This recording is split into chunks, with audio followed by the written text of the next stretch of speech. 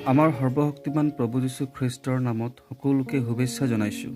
পবিত্ৰ বাইবেলত যোহানে লিখা সুবাৰ্তা 17 অধ্যায় 21 পদত আমি এইদৰে পঢ়োঁ, যেন তেওঁবিলাক সকলো এক হয়।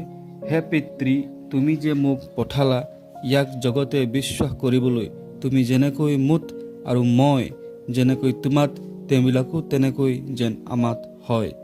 ইয়াত যীশুৱে কৰা প্ৰাৰ্থনাৰ বিষয়টো আছিল শিষ্যবিলাকৰ একতা। যীশুৱে প্ৰাৰ্থনা কৰিছে যাতে শিষ্যবিলাক ঐক্যবদ্ধ আৰু এক হৈ থাকে, যেনেকৈ পিতৃ ঈশ্বৰ আৰু প্ৰভু যীশু খ্ৰীষ্ট এক।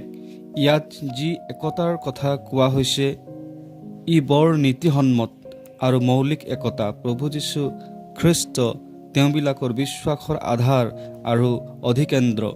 এই আধাৰৰ অবিহনে তেওঁবিলাক দূৰৈত আৰু সত্যতাৰ অসাৱধানত থাকিব, কাৰণ সত্যতাই মানুহক স্বাধীন কৰে। যিদৰে প্ৰভু যীশু খ্ৰীষ্টই কৈছিল, তেওঁ পথ, সত্য আৰু জীৱন। এইটো তেওঁবিলাকৰ মৌলিক একতা। যিবিলাকে প্ৰভু যীশু খ্ৰীষ্টক বিশ্বাস কৰিব, তেওঁত প্ৰভু যীশু খ্ৰীষ্টৰ মৌলিক গুণ আৰু চৰিত্ৰ প্ৰকাশিত হয়, কাৰণ তেওঁবিলাক প্ৰভু যীশু খ্ৰীষ্টৰ নামত আহে, যিজনক তেওঁবিলাকে অনুসৰণ কৰে। আৰু এইটোৱেই তেওঁবিলাকৰ নৈতিক একতা। শিষ্যবিলাকৰ নৈতিক আৰু মৌলিক একতাৰ কাৰণে জগতে যীশুখ্ৰীষ্টক এজন উদ্ধাৰকৰ্তা স্বৰূপে গ্ৰহণ কৰে।